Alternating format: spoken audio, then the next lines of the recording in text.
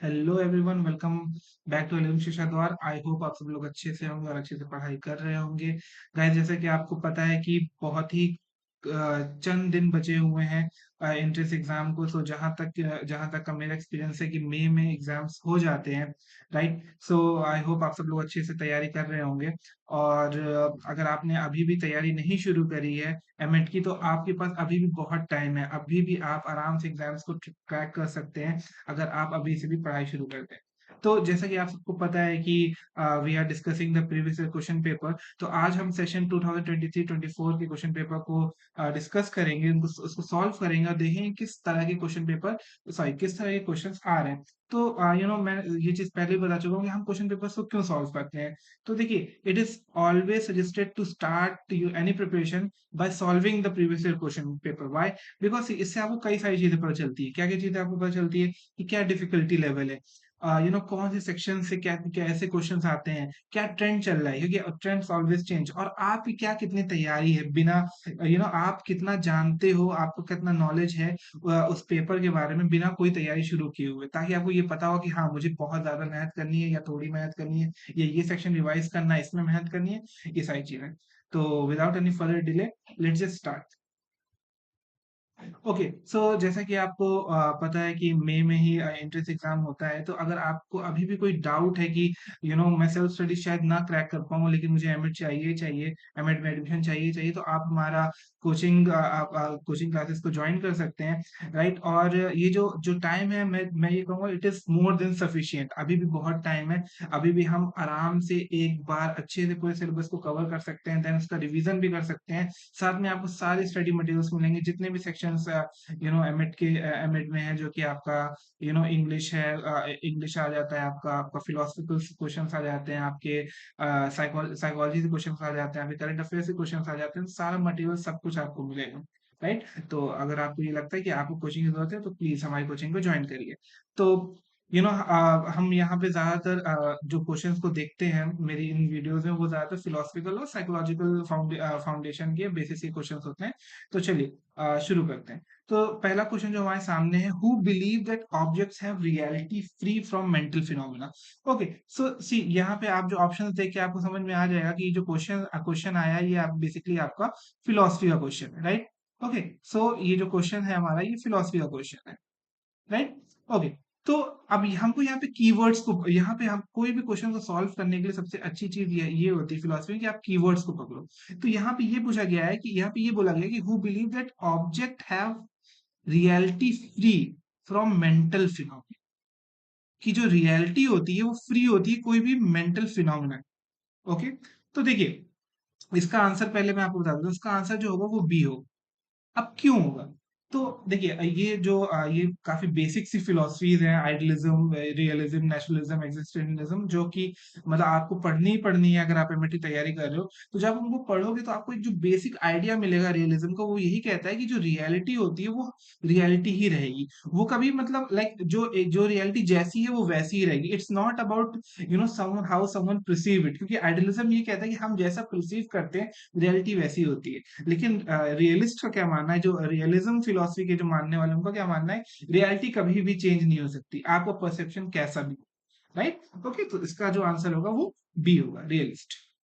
Now the other question is the story use for teaching that tells the description of Gautam Buddha's previous birth are known as।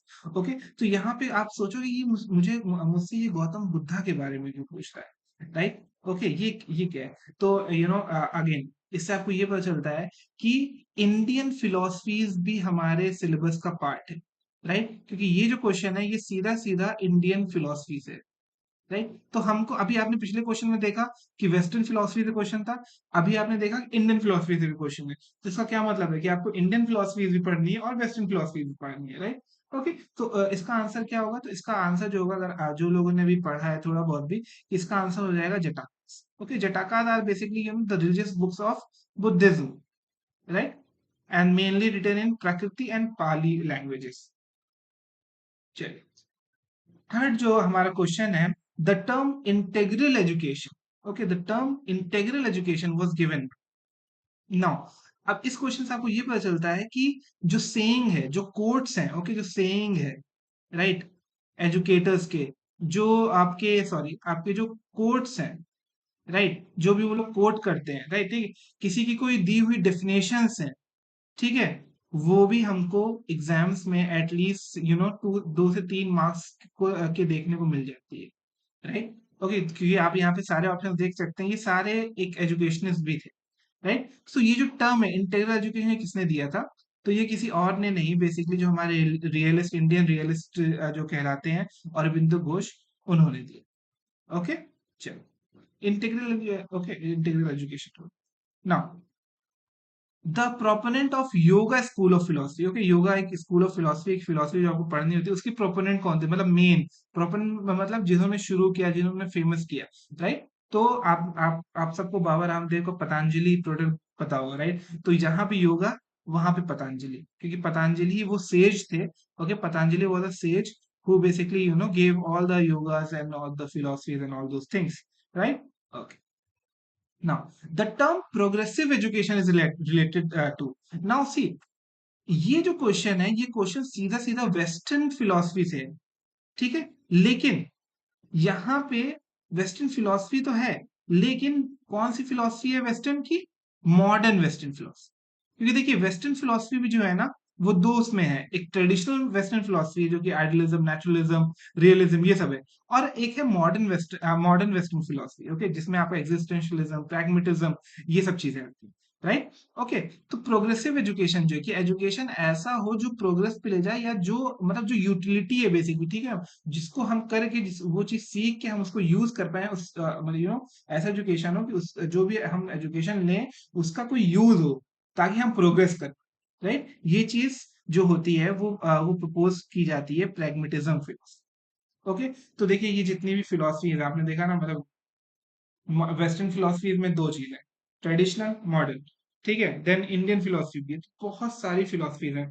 तो अगर आपको लगता है कि आपका थोड़ा बहुत यहाँ पे यहाँ पे जो नॉलेज है वो थोड़ा बहुत वीक है, तो मैं आपको हाईली रिकमेंड करूंगा कि आप हमारी कोचिंग में ज्वाइन करिए, कि बहुत ही इजी वे में, बहुत ही इजी लैंग्वेज में सारी फिलोसफी आपको बता दी जाएगी।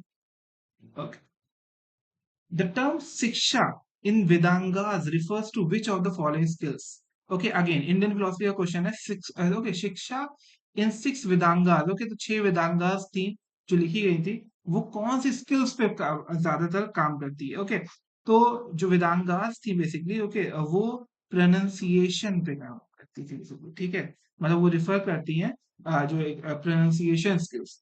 ओके, चलिए, the concept of universal education was supported among by which of the following philosophies? Okay, so see, universal education की जो बात है, वो सबसे पहले जो की थी वो आइडियलिस्ट ने की थी, ठीक है। तो इसका आंसर जो है वो आइडियलिज्म ही हो जाएगा, राइट, क्योंकि उनका ये मानना था कि जो इंसान है, ठीक है, जो इंसान है वो इस यूनिवर्स में इंसान रहते हैं, ठीक है, और हर एक इंसान का ये अधिकार है कि वो एजुकेशन, यूनिवर्सल एजुकेशन, राइट। तो इसीलिए ये टर्म है यूनिवर्सल एजुकेशन, कि सबको मिले education. Then, which among the following defined philosophy as the mother of all arts and true medicine of mind? Okay, so again, ये एक quote है, ठीक है ना, एक quote from a person, ठीक है ना, you can say definition, I would say definition of a person, जिन्होंने ये कहा, the mother of की philosophy जो है, वो mother of all arts and true medicines of mind है। ये किसने कहा? ओके, तो इसमें आपको बेसिकली, आपको अब देखिए ऐसे क्वेश्चंस की तैयारी आप कैसे कर सकते हो, now see, there is something called luck. Luck भी आपको होना चाहिए कि हाँ, आपने इन लोगों के डेफिनेशंस को पढ़ा था और वो आ गया, ठीक है। तो ये सारी चीजें भी हमारे जो स्टडी मटेरियल उसमें दिए जाते हैं, जिसमें हम आपको at least 50 50 to around 50 to 60 important definitions, important course देंगे एजुकेशन की, जो एग्जाम्स में आते रहे हैं और आ सकते हैं, राइट। ओके, सो इसका जो आंसर है वो हो जाएगा ऑप्शन नंबर ए, सिसरो ने ये बोला था, तो that philosophy is the mother of all arts and true mind, true medicine of mind. Okay, चलो, ninth, knowledge found in books is usually regarded as, okay, जो नॉलेज जो books में मिलती है वो कैसी होती है? क्या वो रैशनल नॉलेज होती है? क्या वो अथॉरिटेरियन नॉलेज होती है? क्या वो इंट्यूटिव नॉलेज होती है, या वो एम्पेरिकल?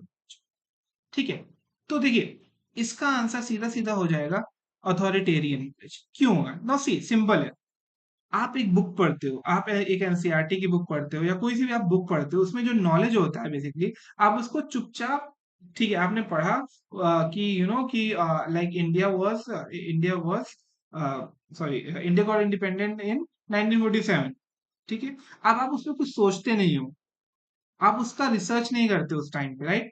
तो आप जो लिखा है वो आप मान लेते हो, तो बेसिकली वो जो नॉलेज है वो अथॉरिटेरियन है, क्यों? क्योंकि वो अथॉरिटी से लिखी हुई है और आप उस अथॉरिटी को मानते हो, ठीक है। तो authoritarian knowledge, okay.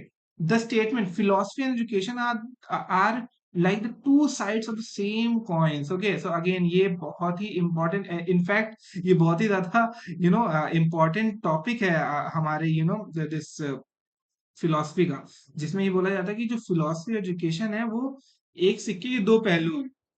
Because philosophy के बिना एजुकेशन कुछ नहीं है, एजुकेशन के बिना फिलॉसफी कुछ नहीं है, मतलब क्योंकि बोथ आर इंटरडिपेंडेंट। तो ये जो स्टेटमेंट है किसने बोला था? तो ये बोला था हमारे रॉस भाई ने, ओके। तो ऑप्शन बी हो जाएगा इसका आंसर। चलिए, which philosophy give significance to integrated curriculum? कौन सी फिलोसफीज इनमें से है जो इंटीग्रेटेड करना सी? अगर आप कोई भी ऐसी चीज पढ़ रहे हो ना जो अभी मॉडर्न एजुकेशन में यूज हो रही है, तो आप हमेशा हमेशा प्रैग्मेटिज्म पे जाना। प्रैग्मेटिज्म या प्रोग्रेसिव एजुकेशन, ऐसा कुछ भी नाम आ सकता है, ठीक है। क्यों? क्योंकि जो भी ये मॉडर्न आजकल जो चल रहा है ना, एक्सपीरियंशियल लर्निंग बहुत ज्यादा हो रही है, ठीक है। Learning by doing and integrated curriculum होना चाहिए। इंटीग्रेटेड करिकुलम क्या होता है बेसिकली?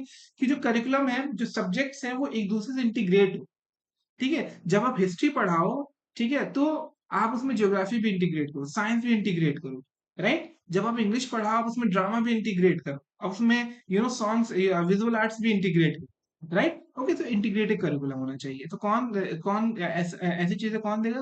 जो ऐसा फिलोसफी जो बहुत मॉडर्न है, जो बहुत प्रोग्रेसिव है, तो वो कौन सा है? Pragmatism. Now, which among the following idealists emphasize the importance of lecture method? Okay, तो सी, फ्रॉबेल ने दिया था playway method, simple, right? Socrates ने दिया था डायलॉग मेथड, बेसिकली वार्ता वो करना, बैठ के डायलॉग्स डायलॉग्स हो रहे हैं, दो लोगों के बीच में बातचीत हो रही है, ठीक है।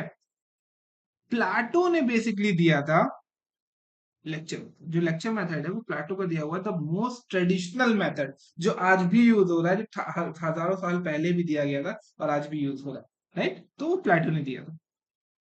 चलिए, which philosophy is intimately connected with human life and human welfare? कौन सी फिलोसफी है जो ह्यूमन लाइफ से और ह्यूमन वेलफेयर से? तो काफी थोड़ा सा व्हाट डू यू कॉल, थोड़ा सा ट्रिकी क्वेश्चन है, क्योंकि देखिए, इसमें दो ऑप्शंस लोगों को ज्यादा लगेंगे। कौन कौन से? एक तो है आइडियलिज्म, एक है प्रैग्मेटिज्म, क्योंकि ह्यूमन लाइफ की बात हो रही है, ऑल दोस थिंग्स की बात हो रही है। तो सबसे अप्रोप्रिएट कौन सा है? तो अगर आप आइडियलिज्म को पढ़ोगे ना, तो आप देखोगे वहां पे ज्यादा ह्यूमन लाइफ और ह्यूमन वेलफेयर की बात नहीं होती है, ज्यादातर वहां स्पिरिचुअल वर्ल्ड की बात होती है ना, एनलाइटमेंट की बात होती है, राइट? तो यहाँ पे जो आंसर होगा वो प्रैग्मेटिज्म रहेगा। क्यों? अगेन, प्रोग्रेसिव, प्रोग्रेसिव मतलब प्रोग्रेस किस चीज की? ह्यूमंस की प्रोग्रेस हो रही है, तो ह्यूमंस वेलफेयर के बारे में बात हो रही है, ह्यूमन की लाइफ के बारे में बात हो रही है। उनको ऐसी कोई चीज सिखाओ जो उनकी लाइफ पे काम आए, ठीक है ना? ऐसा कुछ भी मत सिखाओ कि जो उनके काम ही ना है। तो मतलब ह्यूमन वेलफेयर के बारे में देखा जा रहा है, राइट? ओके, चलिए। The term scheduled caste was coined by, now again this question is from sociology, as from sociological basis of education. तो आपको इससे ये पता चलता है कि हमको थोड़ा सा हिस्ट्री को भी पढ़ना पड़ेगा। भाई हिस्ट्री को तो पढ़ना है। जेंडर हो गया आपका, शेड्यूल्ड कास्ट, शेड्यूल्ड ट्राइब्स हो गया, उनके लिए क्या किया, माइनॉरिटीज के लिए क्या किया है सरकार ने एजुकेशन के बाद, in fact education I am saying independence के बाद, इवन इंडिपेंडेंस से पहले भी जो भी कमिटीज बनी है, तो जो भी कमिटीज, जो भी कमीशन हैं, सबको अच्छे से पढ़ना है, ठीक है। और मेराज मैम इस चीज को बहुत ही अच्छे से बहुत ही अच्छे नोट्स प्रोवाइड करती है, तो उसमें से जरूर ये सारे क्वेश्चन के आंसर आपको मिल जाएंगे। अभी के लिए इसका जो आंसर है वो हो जाएगा हमारा ब्रिटिश साइमन कमीशन। सबसे पहले ये जो टर्म शेड्यूल कास्ट था, ये ब्रिटिश साइमन कमीशन ने 1935 में कॉइन किया था, यूज किया था। Which of the following articles envisages that establishment of National Commission for Scheduled Caste? ठीक है, कौन से आर्टिकल ने, आर्टिकल्स जो आपके हमारे कॉन्स्टिट्यूशन के जो आर्टिकल्स होते हैं, ठीक है, इनमें से कौन सा आर्टिकल है वो ये कहता है कि शेड्यूल कास्ट के लिए नेशनल कमीशन बनानी चाहिए? So that is article 338। इससे देखिए अगेन फायदा क्या हो रहा है, हमको ये पता चल रहा है कि हमको जो इम्पोर्टेंट आर्टिकल्स हैं, इम्पोर्टेंट लॉज हैं, ठीक है, इंपॉर्टेंट प्रोविजंस हैं कॉन्स्टिट्यूशन में एजुकेशन को लेके, उसको भी पढ़ना है, उससे भी क्वेश्चन आ जाता है। और मैं आपको ये कहूंगा बिल्कुल पढ़िए कि अगेन 2 से 3 मार्क्स का क्वेश्चन आना ही आना है। Now, from which point of view the primary concern of curriculum is development of we feeling? कौन पॉइंट ऑफ व्यू से वी फीलिंग, वी फीलिंग क्या होती है? अपनापन। अपनापन किसके साथ होता है? लोगों के साथ होता है। लोग कहाँ रहते हैं? लोग कैसे बनते हैं, मतलब लोग कहाँ रहते हैं? सोसाइटी में। सोसाइटी कैसे बनती है? लोगों से बनती है। तो ढूंढो कुछ सोसाइटी से अराउंड है यहाँ पे, बिल्कुल है। Sociological point of, okay. And कभी कभी जब आपको ये लगे कि आपको आंसर नहीं पता है तो एलिमिनेशन मेथड का यूज करो, ठीक है। कि एलिमिनेशन मेथड कि भाई एलिमिनेट कर दो ऐसे ऐसे ऑप्शंस को जो हो ही नहीं सकते हैं। तो इन द एंड आपके पास एक या दो बचेंगे। एक बचे तो बहुत अच्छी बात है, दो बचे तो अल्लाह का नाम लो, ऊपर वाले का नाम लो और टिक मार दो जो सही लग रहा है, ओके। चलो, विच of the following is not, now see, ऐसे क्वेश्चन बहुत ट्रिकी होते हैं क्योंकि कभी कभी हम क्या होता है, क्योंकि उस टाइम पे एग्जामिनेशन हॉल में थोड़ा सा प्रेशर होता है, हम ये नॉट वर्ड पढ़ते ही नहीं, पता नहीं क्या होता है। उसके लिए हम क्या पढ़ लेते हैं, which of the following is the characteristics of modernization, वहीं पे पूरा पूरा वो खत्म हो जाता है। तो नॉट हमको क्या बताना है, नॉट, ठीक है ना। ये क्वेश्चन थोड़ा सा ट्रिकी है, क्यों? क्योंकि यहाँ पे जो भी ऑप्शंस है ना, सब ऐसा लगेगा कि मॉडर्नाइजेशन की फिलोसफी में आते हैं। कैसे? फेयर इन इक्वल जस्टिस, बिल्कुल भाई, मॉडर्नाइजेशन में है। रैपिड सोशियो कल्चर चेंज, बिल्कुल। एम्फेसिस ऑन द प्रेजेंट, बिल्कुल मॉडर्नाइजेशन की बात करता है, ठीक है। एंड इम्पैथी, इम्पैथी तो यार होनी चाहिए। तो आंसर कौन सा हो? So again go for the most appropriate, okay. हमको नॉट बताना है। तो देखो यार, फेथ इन इक्वल जस्टिस पे तो मॉडर्नाइजेशन बहुत ही अच्छे से फोकस करता है। रैपिड सोशल कल्चर भी बहुत अच्छे से फोकस करता है। प्रेजेंट पे ही, फ्यूचर पास्ट की ज्यादा बात नहीं करता मॉडर्नाइजेशन। एम्पैथी, अब एम्पैथी बहुत ही ऑप्शनल चीज है, ओके। और मॉडर्नाइजेशन उसके बारे में इतनी ज्यादा बात करता भी नहीं, जिसका आंसर ये सकता है ना। सी, कभी कभी आपको कुछ क्वेश्चन से घबराना नहीं, क्योंकि कंपटीशन इज नॉट अबाउट आप कितने बहुत ज्यादा नंबर ला रहे हो, ठीक है। इट्स अबाउट कि आपको बस उतने नंबर लाने हैं कि आपका सीट पक्की हो जाए, राइट। तो कितने लाने होते हैं? 50, 50%, 50%, 55, sorry 50%, I am saying 55% and above you are done. तो आपको मतलब 100 में से आपके पास 40 नंबर का बफर है कि आप 40 नंबर का छोड़ भी सकते हो, राइट। मैं ये नहीं कह रहा हूँ 40 नंबर का छोड़ दो, लेकिन अगर ऐसे कोई क्वेश्चन आ गया जिसमें आपको लगता है मुझे नहीं समझ में आ रहा, तो आप उससे आप क्या होना है कि आपको डिमोटिवेट नहीं होना, कोई दिक्कत नहीं, एक ही क्वेश्चन तो गया ना, बाकी फोकस करो। Who is considered as the father of sociology? So the father of sociology is Auguste Comte. Whenever I start my lecture of sociology, it start with Auguste Comte only. Okay, so the answer will be D. Okay, Auguste Comte. Education for tribal people has been emphasized in again. Okay, again history, educational history आ गई, ठीक है। तो tribal people के बारे में किसने बात की थी? तो अगर तो ट्राइबल पीपल के बारे में जो पहली एजुकेशनल पॉलिसी थी वो मतलब उसने जो थी वो थी 1992 की, इसमें बात की थी। इससे आपको क्या पता चलता है? भाई एनईपी भी सारी पढ़नी है, 2020 तो पढ़ ही लेना, ठीक है। मतलब पढ़नी तो सारी है कि 2020 भी पढ़ना, क्योंकि क्वेश्चन आप उससे भी बन ही रहे हैं, ठीक है। And this 5 year plans, I don't think कि अभी तक ज्यादा इससे कोई क्वेश्चन आया है। बट अगर सब होने के बाद टाइम बचे तो 5 ईयर प्लान्स को भी एक बार देख लेंगे। चलो, which philosophy advocates that physical universe is not complete expression of reality, ठीक है। मतलब कौन सी फिलोसफी है जो ये कहती है कि जो फिजिकल यूनिवर्स है ना, वो रियलिटी का कंप्लीट वो नहीं है, एक्सप्रेशन नहीं है? तो भैया सिंपल सा है, आंसर क्या होगा? आइडियलिज्म। क्यों होगा? क्योंकि आइडियलिज्म खुद ही बोलता है कि भाई ये जो फिजिकल यूनिवर्स है ये फेक है, इट इज नॉट रियल। तो वो कंप्लीट एक्सप्रेशन कैसे होगा रियलिटी का जब वो रियल ही नहीं है? रियल क्या है? Spiritual world, right. Spiritual universe जो है, ठीक है, इसीलिए idealism. Which of the following type of learning comes after multiple discrimination in Gagne's hierarchy of learning? तो लर्निंग कैसे होती है उसके बारे में भी आपको साइकोलॉजी का क्वेश्चन है, लर्निंग कैसे, उसके बारे में कई सारी थ्योरीज है। तो गैगनेस ने भी जो थ्योरी दी है हायरार्की ऑफ लर्निंग, बेसिकली पूरी हायरार्की दी, कैसे एक टॉपिक को, एक कॉन्सेप्ट को कैसे पढ़ाना है, वो उन्होंने दिया है, ठीक है। तो मैंने आंसर बता ही दिया है, तो लर्निंग ऑफ कॉन्सेप्ट्स बेसिकली इसका आंसर हो जाएगा, ओके। कॉन्सेप्ट्स को पढ़ने के लिए इन्होंने जो ये मतलब अपनी ये थ्योरी दी थी। Okay, Baqer Mehdi test is related to which of the assessment? भाई टेस्ट ये भी आ रहा है क्या? बिल्कुल आ रहा है। पर्सनैलिटी टेस्ट के नाम आपको आने चाहिए, किसने दिया आपको आना चाहिए, क्या होता है उसमें आपको आना चाहिए। Intelligence test, creativity test, memory test, पढ़ना है भाई, सब पढ़ना है, कुछ भी नहीं छोड़ना है, राइट? ओके, सो बगैर मेहंदी जो है उन्होंने अपना अपना क्रिएटिविटी के रिलेटेड जो था वो उसको असेसमेंट दिया था, राइट? ओके, चलो, okay, just a moment.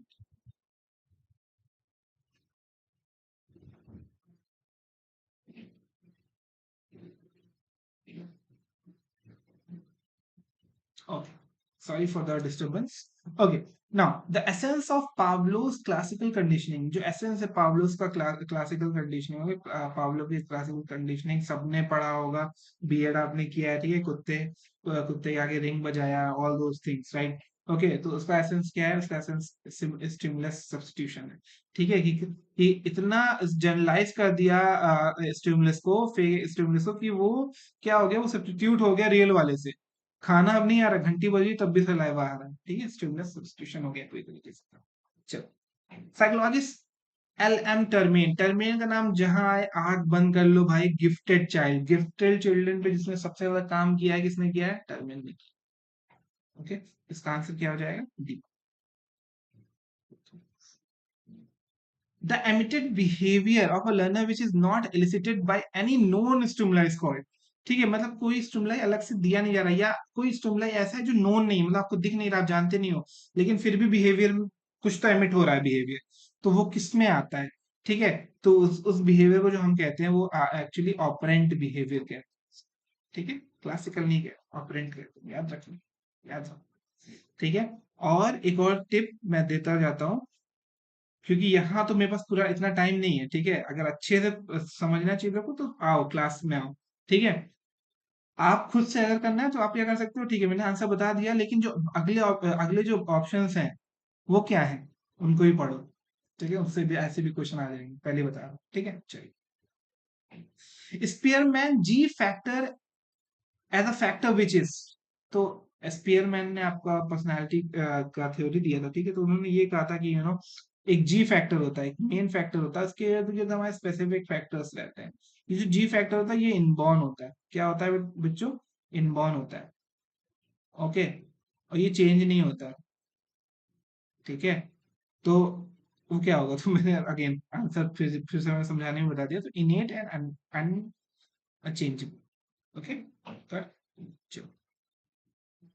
So I guess हम लोग अपने क्वेश्चन पेपर के एंड में आ गए, तो आई होप कि ये वीडियो आपके काम है, ठीक है? आप थोड़ा सा ये समझ पाओगे क्यों प्रीवियस क्वेश्चन पेपर जरूरी है सॉल्व करना, और कैसे प्रीवियस क्वेश्चन पेपर से ही हम तैयारी कर सकते हैं। पिछले 5-6 साल के अगर आपने क्वेश्चन पेपर सॉल्व कर लिए, जैसे मैंने बताया, कैसे बताया भाई? आपको ये देखना आंसर क्यों है बस, बाकी ऑप्शन जो है वो क्यों नहीं है उस क्वेश्चन के आंसर, इतना करोगे 60% तैयारी ऐसी हो जाएगी। उसके बाद भी अगर आपको ये है, ठीक है, क्योंकि बहुत सारी चीजें जो मैं यहाँ पे नहीं डिस्कस कर सकूंगा, उसके बाद भी आपको ये लगता है कि कुछ तो कमी है, तो मैं ये कहूंगा टाइम बिल्कुल नहीं है हमारा, हमारे हमारे कोचिंग को ज्वाइन करिए, ठीक है? एमएड की भी कोचिंग क्लासेस है और बीएड की भी कोचिंग, आई गेस एमएड की तो और कोई भी कोचिंग क्लासेस, कोई और कोचिंग नहीं है जो उसका एंट्रेंस की तैयारी करा रहा है, सिर्फ हम ही लोग करा रहे हैं। बाकी बीएड से सिलेक्शंस तो हैं, सिलेक्शंस हर जगह है, राइट? ओके, तो बीएड में भी है, बीए में भी है, एमएड में भी है, ठीक है? तो आप कोई सा, अगर आप एमएड का कर रहे हो, करो, कजन्स दोस्त बीएड कर रहे हैं उनको भी करवाओ, right? Okay, okay, so we are not in the on the end of the question paper, I am sorry, I am really sorry for that, कोई क्वेश्चन भी बचे हुए हैं, चल। तो achieving goal by anti social activities is termed as, ठीक है? Achieving goal by anti social activities is termed by, ठीक है? कि आप कोई भी गोल, आपको देखा होता ना कि बच्चे होते हैं, चीटिंग कर लिया, ठीक है? कोई भी चीज पाने के लिए चीटिंग कर लिया, उसको क्या टर्म करते हैं साइकोलॉजी, सॉरी सोशोलॉजी में? तो इट विल बी डेलिंक्वेंसी। डेलिंक्वेंसी बहुत ही अच्छा वर्ड है, वो कैब में जो कर लो, इंग्लिश बोलते टाइम बोलोगे तो इंप्रेशन पड़ेगा।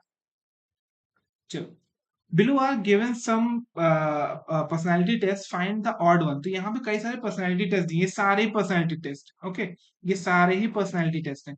इसमें से ऑड वन कौन सा है? ठीक है, ऑड वन जो इसमें है वो है, वो बी है। बी क्यों है? अब ये पूछना पड़, तो पहले तो मैं ये कहूंगा कि सारे टेस्ट को एक बार अच्छे से पढ़ लो कि सारे टेस्ट हैं क्या, उसमें होता क्या है। ठीक है, फिर तुमको ये पता चलेगा बी क्यों है। क्यों है?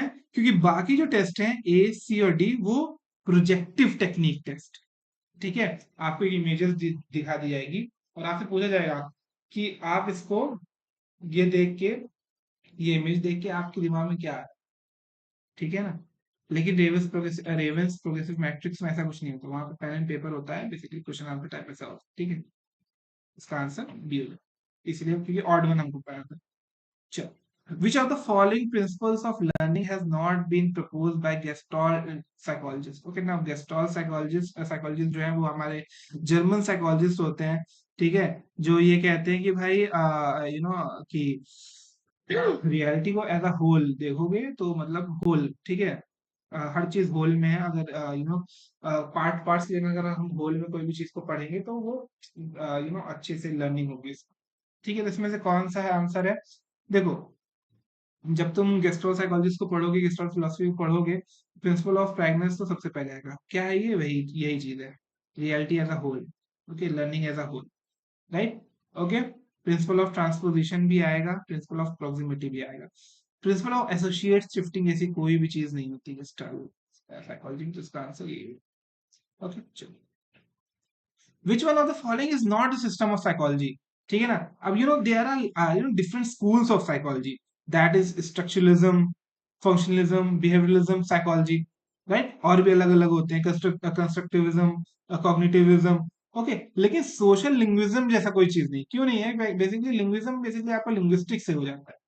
ठीक है, तो ये लिंग्विस्टिक अगर आपको कोर्स करना है तो आप करो, तो उसमें आप इसको पढ़ो। ठीक है, सोशल लिंग्विज्म नहीं होगा। चलो, Which of the following is not a stage of development proposed by Piaget? ये सबसे इजीएस्ट क्वेश्चन पूरे पेपर में है, तो वही, क्यों? बीएड में पढ़े हो, सीटेट के लिए पढ़े होगे, हर जगह प्याजे को पढ़े होगे, राइट? तो प्याजे ने क्या दिया था, डेवलपमेंट कैसे होता है उसकी, उन्होंने बेसिकली कॉग्निटिव वे में उन्होंने डेवलपमेंट को दिखाया था कि कैसे होता है, राइट? तो उन्होंने अपना स्टेजेस दिए थे। क्या क्या स्टेजेस थे? सबसे पहला स्टेज था सेंसरी मोटर, दूसरा स्टेज था प्री ऑपरेशनल, तीसरा स्टेज था कॉन्क्रीट ऑपरेशनल, चौथा स्टेज था फॉर्मल ऑपरेशनल। एब्स्ट्रैक्ट ऑपरेशनल ऐसी कोई चीज नहीं थी। हाँ, एब्स्ट्रैक्ट थिंकिंग बच्चा करने लगता है स्टेज में, वो चीज है, लेकिन उसका नाम एब्स्ट्रैक्ट ऑपरेशनल नहीं, राइट? ओके, चलो, Below are given the patterns of relationship found among the members of a class. Find the odd one out. ठीक है, देखो, ये सोशियोमेट्रिक टेक्निक्स जो होती हैं, ठीक है, उसकी उस टॉपिक से है। ठीक है, तो इसमें हमारा जो वो दिए हुए हैं कि बेसिकली ये सारे टर्म्स हैं, इसमें से कौन सा टर्म ऑड है? सोशियोमेट्रिक टेक्निक नहीं आएगा। देखो, स्टार्स आते हैं, स्टार्स वो लोग होते हैं जिनको सब लोग पसंद करते हैं, आइसोलेट वो लोग होते हैं जिनको कोई नहीं पसंद करता है, म्यूचुअल पेयर्स वो होते हैं जो एक दूसरे को पसंद करते हैं, लेटेंसी ग्रुप जैसी चीज कोई भी नहीं होती है सोशियोमेट्रिक में, राइट? तो इसका आंसर हो जाएगा लेटेंसी ग्रुप। चलो, memories that are stored concerning the time when they happened, मतलब ऐसी मेमोरीज जो हमारे दिमाग में होती है क्योंकि वो किसी एक अहम वक्त पे हुआ होता है। जैसे सपोज कर लो कि तुम पहली बार, तुम जब तुम पहली बार कोई अपना बोर्ड एग्जाम दियोगे लाइफ का, ठीक है, या पहली बार जब तुम कोई ट्रिप पे गए होगे, तो याद करते हो यार वो जगह गए, तो वो क्या है, वो जो मेमोरी है ना, वो जब जिस टाइम पे हुई थी, ठीक है ना, उस हिसाब से आप उसको याद करते हो, तो वो क्या होता है, वो आपकी लाइफ का एक एपिसोड होता है। तो एपिसोडिक मेमोरीज कहते हैं। क्या कहते हैं? Episodic memory. Ambiguous curve is related to, ambiguous curve जहां आएगा, फॉरगेटिंग वहां आएगा। ठीक, एम्बिगस कर्व जो, इसमें कुछ भी एक्सप्लेन करने का नहीं है। ठीक है, एम्बिगस कर्व क्या होता है? अगर आपको नहीं पता आप कमेंट सेक्शन में बोलो, मैं आपको बहुत अच्छे से समझा दूंगा। चलो, short term memory duration is, जो शॉर्ट टर्म मेमोरी होती है साइकोलॉजी के हिसाब से वो कितने सेकंड्स की होती है? इसका ड्यूरेशन क्या होता है?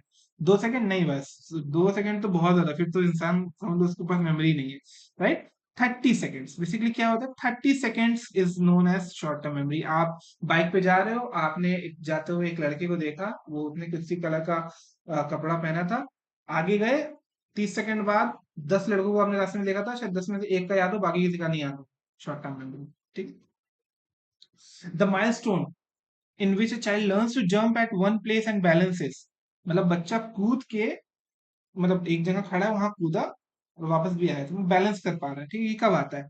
तो ये साइकोलॉजी के हिसाब से ये चीज कब आएगी, क्योंकि बैलेंसिंग का भी हो रहा है। जंपिंग अलग चीज है, जंप करके गिर गया तो वो चीज नहीं बुला, जंप करके बैलेंस कर लिया वापस, ठीक है, वो आ रहा है 2 साल पे, 2 साल मतलब कि 24 मंथ, 24 मंथ्स ही होते हैं ना, आई गेस, हाँ 24 मंथ्स। चलो ना, select the correct order of human needs as given by Maslow, Maslow hierarchy of needs, ठीक है।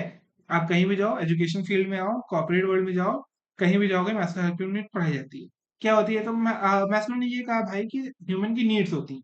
सबसे पहले ह्यूमन क्या सोचता है? सबसे पहले ह्यूमन सोचता है कि भाई पीने को पानी हो, खाना हो, कपड़ा हो, हाँ, रोटी कपड़ा मकान, ठीक है, तो बेसिकली फिजियोलॉजिकल नीड सबसे सबसे पहले आती है, ठीक है। उसके बाद इंसान किसके लिए जाता है? उसके बाद इंसान जाता है सेफ्टी नीड्स के लिए, किसका घर, शेल्टर हो अच्छे से, ठीक है, सेफ्टी नीड्स। उसके बाद भाई घर भी हो गया, कपड़ा भी है, पैसा भी है, तो यार घर वाली भी चाहिए ना, ये घर वाला भी चाहिए ना, ठीक है, तो लव चाहिए उसको, बिलोंगिंगनेस, फैमिली उसको बनाना, ठीक है, तो लव और बिलोंगिंगनेस आ जाता है, ठीक है। उसके बाद कि भाई अब तो घर भी है, बच्चे भी अच्छा पढ़ रहे हैं, सब कुछ हो रहा है, अब अपने को इज्जत चाहिए, समाज में इज्जत करेंगे, ठीक है ना, स्टीम नीड आ जाती है इसके बाद, ठीक है, स्टीम नीड। और सबसे लास्ट में क्या होता है? सबसे लास्ट में होता है कि अब तो इज्जत मिल गई, अब क्या? भाई ये दुनिया है, अब मरने वाले हैं, हज पे चले जाते हैं, ठीक है ना, फिर यात्रा पे चले जाते हैं, पिलग्रिमेज पे चले जाते हैं, पाप को धो लेते हैं, दुनिया में कुछ नहीं रखता है। सेल्फ एक्चुअलाइजेशन नीड उसको कहते हैं, ठीक है, वो एंड पे आता है। तो ऐसा कोई ऑप्शन दिख रहा है? बिल्कुल दिख रहा है, ए ऑप्शन, ठीक है, तो आंसर इसका क्या हो जाएगा? Now, which of the following principle of development is incorrect? Now, there are principles of development, बहुत सारे principle of development, बहुत सारे भी नहीं है, मतलब number of principle of development है, ठीक है। तो उसमें से मतलब इनमें से कौन सा नहीं है, ये कौन सा गलत है? तो आंसर हो जाएगा, देखो, अच्छा चलो एक बार ऑप्शन डिस्कस करें, तो अपन लोग कहोगे यार कि ऑप्शन तो डिस्कस कर ही नहीं रहा हूं मैं। डेवलपमेंट फॉलोअर्स यूनिफॉर्म पैटर्न, बिल्कुल यूनिफॉर्म पैटर्न होता है, ठीक है, सेम पैटर्न होता है। ऐसा नहीं होता कि मैं ऐसे, ऐसा नहीं होता कि मैं बड़ा हो रहा हूँ फिर छोटा हो रहा हूँ फिर बड़ा हो रहा हूँ। अगर मैं मेरी हाइट बढ़ रही है तो बढ़ेगी, सबकी बढ़ेगी, कोई भी human, right, general to specific ही जाता है ना। डेवलपमेंट इज अनप्रिडिक्टेबल नहीं, डेवलपमेंट इज प्रिडिक्टेबल, ठीक है, आपको पता होता है कि 2 साल बाद आपका बच्चा चलेगा, आपको पता होता है कि इतने साल पे आने पे बच्चा ये करने लगे, प्रिडिक्टेबल हो जाता है, ठीक है। A defense mechanism in which a person redirects a negative emotion from its original source to another. Okay, now see, defence mechanism basically दिया था आपके, one of my favourite psychologist, okay, उन्होंने दिया था, फ्रॉइड ने, राइट।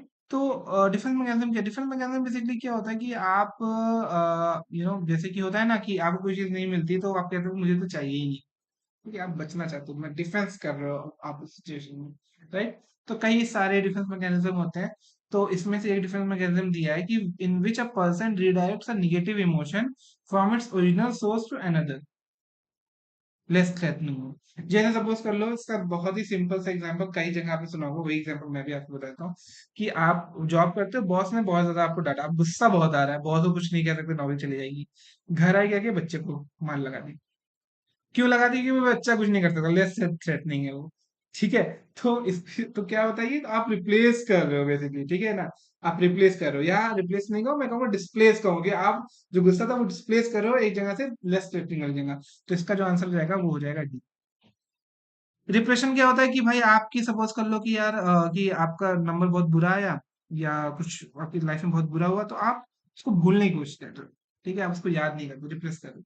डिनाइल ये होता है कि आप कोई चीज मान ही नहीं रहे, सपोज करो जैसे आपने देखा होगा जब बहुत ही करीब किसी के, बहुत करीबी किसी का इंतकाल हो जाता है, कोई मर जाता है, तो वो भरोसा नहीं करते, वो कहते हैं मुझे तो यही भरोसा नहीं हो रहा, कि मुझे तो ऐसा लग रहा है कि मेरे सामने ही है, अभी उठ जाएंगे, ऐसा बोलते हैं ना, तो वो डिनाइल, बेसिकली डिनाइल में इंसान चला जाता है, उसको वो एक्सेप्ट ही नहीं करना चाहता। रिग्रेशन, रिग्रेशन क्या होता है? रिग्रेशन बेसिकली ये होता है ना कि आप कभी कभी आपने देखा होगा जब लोग गुस्सा होते हैं ना तो चाइल्डिश बिहेव करने लगते हैं, ठीक है, तो फिर और कुछ कुछ लोग होते हैं जो ऐसे हरकतें करने लगते हैं जो वो बचपन में करते थे, ठीक है, मैच्योर है लेकिन अभी बचपन वाले बच्चों वाली हरकत करने लगते हैं ऐसे सिचुएशन में, इसको रिग्रेशन कहते हैं, ठीक है। चलो, now endomorphic, mesomorphic and ectomorphic classification of personality, तो बेसिकली ये पर्सनालिटी थ्योरी से है, ठीक है। तो एंडोमॉर्फिक और मेसोमॉर्फिक और एक्टोमॉर्फिक की जो पर्सनालिटी का डिफरेंशिएशन है वो किसने किया था? किसने किया था भाई? शेल्डन ने किया, ठीक है। चलो, जंग ने किया था आपका एक्सट्रोवर्ट इंट्रोवर्ट, बाकी आप देख लेंगे। एजुकेशनल सुपरविजन हेल्प इन, जो एजुकेशनल सुपरविजन है किस चीज में हेल्प करता है? हम किसी को क्यों सुपरवाइज करते हैं? ताकि देख पाए भाई क्या दिक्कत है, क्या दिक्कत है मतलब डायग्नोस कर रहे हैं उसको, डायग्नोसिस। ओके, आई गेस अब खत्म हो गया हमारा, मैं बहुत पहले ही खत्म करने वाला था, right? Okay. Okay, so again thank you for watching. I hope कि आपको आपके लिए ये वीडियो बहुत ही ज्यादा बेनिफिशियल हो, ठीक है, और आप इससे काफी सारी चीजें सीखें। और अगर आपको अभी भी ये लगता है कि अगेन कि मुझे कुछ तो थोड़ी बहुत स्कैप फोल्डिंग की जरूरत है, थोड़ी बहुत रीइंफोर्समेंट की जरूरत है, तो आप हमारी कोचिंग को बिल्कुल ज्वाइन करो, ठीक है ना? बहुत ही अच्छे से पूरा सिलेबस कवर होगा, रिवीजन होगा, सारे नोट्स होंगे, बहुत सारे टेस्ट होंगे, और मैं बता रहा हूँ 100% आपका सिलेक्शन एमएड में होगा। ओके, तो okay everyone, thank you, and I guess this is at this point of time there is night here. Okay, so good night, and अच्छे से पढ़ो और एमएड निकालो यार बस। बाय।